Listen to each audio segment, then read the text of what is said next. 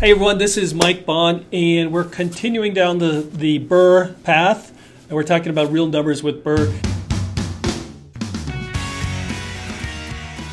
Today we're going to go over retail versus BRRRR. What are the numbers? What does it look like on purchases and the refinances, and creating the net worth from BRRRR. So as you know or may not know, we have a lot of different videos going over fundamentals of flips, fundamentals of BRRRR, and even private lending out on our YouTube channel, hardmoneymike.com. So go out there, check them out, give us some comments, give us some feedback. Our whole goal here, we've been doing this for over 22 years, is to help you become as successful as you can.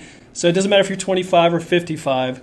How can you create that dream? How can you make real estate investing your main income source, your main net worth, whatever it may be? We're here to help. And it really helps us if you give us some feedback, ask us some questions, subscribe so we can keep the channel growing. We're going to look at two different kinds of buyers and the numbers that go with it. We're going to go through retail buyers versus value add or BRRRR buyers, because that is basically the whole market out there. Either someone's paying full price or they're looking for a discount on a property. And each has their benefit. Typically, retail buyers, you're going to find someone who has more money than time, because they don't have a lot of time to put in. They're looking for turnkey properties, something that they could purchase, keep it as an investment, but they don't have a lot of time or to put in the sweat equity to find the properties, to fix them up, anything else like that. They may be the doctors, the dentists, the lawyers, or whatever, who have more money than time, and they want to buy something, they purchase, someone can move in, and they have nothing else to do it. We typically work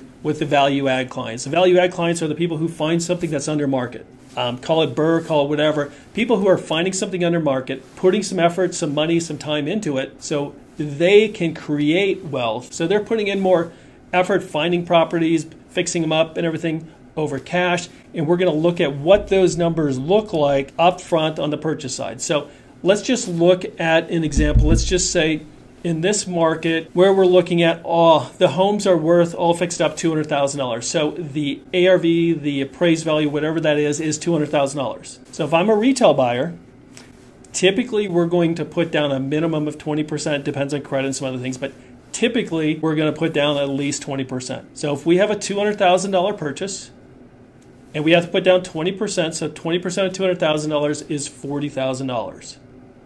And if we're putting $40,000 on a $200,000 purchase, that means we have a loan now for $160,000. So you have a loan for $160,000, you're putting down $40,000, that equals your $200,000.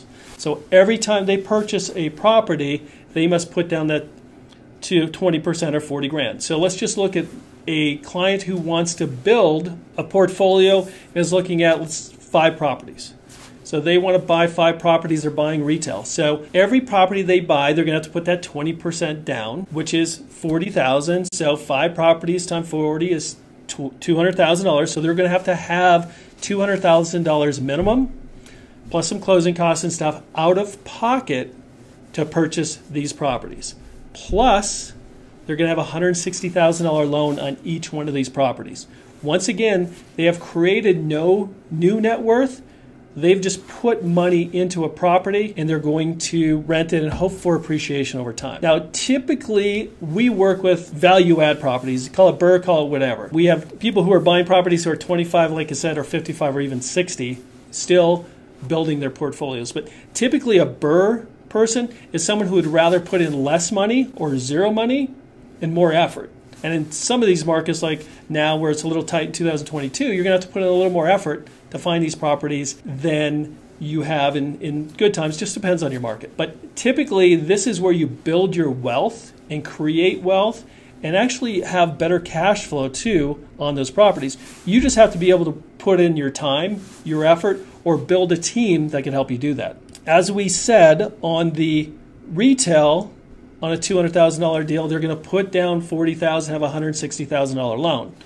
Now, on a true BRRRR, we have this thing called a 75% rule. So on a true BRRRR, you're looking for properties that you could be into for purchase price, rehab, everything for 75% of the value of the market. So we said our market is worth $200,000. So if we want to go true BRRRR, true value add, we have to be all in, purchase, rehab, everything at $150,000, which is 75% of the $200,000. Now we're all in to a $200,000 property for $150,000.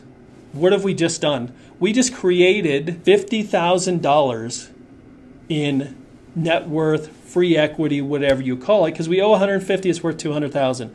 We just built that by taking the time, the effort to find those properties, to get them rehabbed and get them rented. Not only at every property do we have zero money in on using the pure 75% rule, but we've also built free equity. And now let's look at our leverage on this compared to retail. So remember, retail, it was a $200,000 purchase, $40,000 down. They have a new loan of $160,000. We're all into this BRRRR property for $150,000, and we could refinance at $150,000.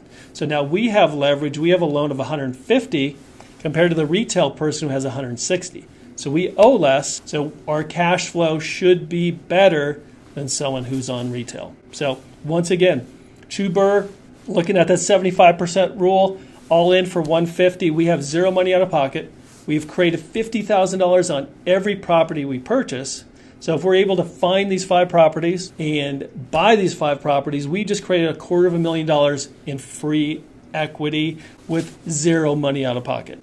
Now, we do understand there's tighter markets, there's different markets wherever it may be, and you may have to go a little bit higher than the 75% rule. Just depends on the market and what is the national market too. So this same theory will work even if you go up to 85% and you're all in at 85%, the purchase, the rehab, and everything else. Because you're still paying or taking out of pocket half of what you would do in retail. So even if you use the 75% rule, you're only putting in $20,000 instead of $40,000. Your leverage is less. Everything is still better, even at a higher rate in markets like this in 2022 when it's a little bit tight. So value add BRRRR works in a lot of different markets and a lot of different LTVs. You just got to look at each one. So if you do have a deal and you want us to look at it, just email us, hit us up. Mike at Hard Money Mike, give us a call, whatever it may be. We'd be glad to help look at the loan or look at the deal, see what kind of leverage we could do, see what the least amount you could put into it. We'd be glad to help. Check out our YouTube channel. There's so much information here. So for you to be successful, that's our whole goal, is for you to be successful. And as always, as we say, happy investing, guys.